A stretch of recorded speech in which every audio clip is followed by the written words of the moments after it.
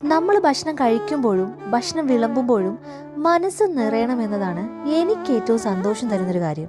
സ്നേഹത്തോടെ നമ്മൾ വിളമ്പുന്ന ഭക്ഷണം വയറും മനസ്സും നിറഞ്ഞ് നമ്മുടെ പ്രിയപ്പെട്ടവർ കഴിക്കുന്നത് കാണുമ്പോൾ ആ ഭക്ഷണം ഉണ്ടാക്കിയ ആൾക്ക് കിട്ടുന്ന സന്തോഷമുണ്ടല്ലോ, അത് മറ്റൊന്നിനും തരാൻ കഴിയില്ല. അതുപോലെ ഭക്ഷണം കഴിച്ചോ എന്ന ചോദ്യമായിരിക്കും വിശന്നിരിക്കുന്ന ഒരാൾക്ക് കിട്ടാവുന്ന ഏറ്റവും വലിയ സ്നേഹവും. എന്നാ വാ, ചോറുണ്ടല്ലോ.